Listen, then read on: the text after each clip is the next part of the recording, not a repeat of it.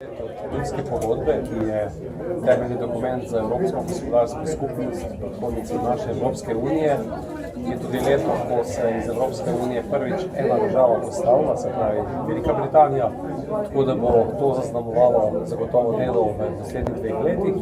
Ob vsem tem pa tudi temeljit razmislek, kako s takšno razširjeno Evropo, Evropo 27 držav, v prihodnosti. Predsednik komisije, gospod Juncker, je predstavil 5 scenarijev, ki ni njegovih 5 scenarijev, ampak to je 5 scenarijev, okoli katerih se govori v Evropi. Tako je prvi, da nadaljujemo približno po tej poti, kot gremo sedaj. V drugem scenariju gre za to, da bi ostal samo skupen trg, kot tisto, kar bi naj bilo vezivo Evrope. V tretjem scenariju je obratno v Evropi več hitrosti, kjer bi naj se začela večja diferencijacija znotraj Evrope. Četrti scenarij gre v smer, da se sfokusiramo zgolj na nekaj dodatnih skupnih politik in nadgradimo to, kar imamo danes. Peti scenarij pa je ta federalizem, kjer bi bilo potrebno vse več pristojnosti prenašati na Evropsko unijo. Nobeden od teh scenarijev ne bo tisti, ki bi se uresničil na koncu. Je pa to platforma za debato, ki je komisija odprla in do septembra, ko se pričakuje, da komisija zbere odzive Evrope, predvsem sam pričakujem to, da se bo v Evropi na strani držav, ki so ključne za skupno Evropo, ne more komisija ali parlament igrati igro, če so države proti temu.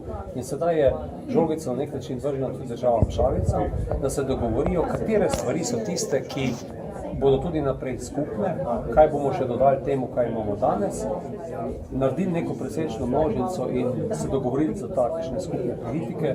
Zagotovo je to notri klimatska politika, energetska politika, politika, če hočete, digitalnega trga.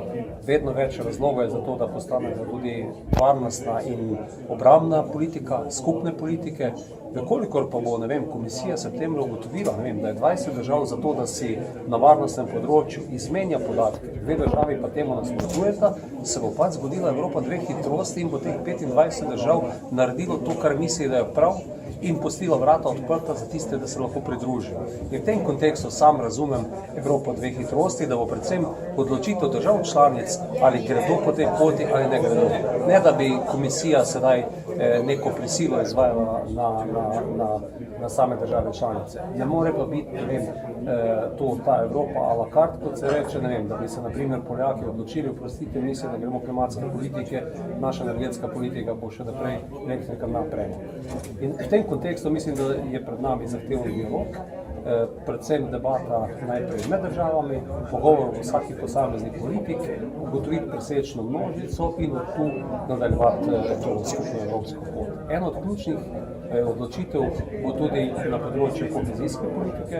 To je tista politika, kjer bogatejše države dajo določena sredstva manj razvitim državam.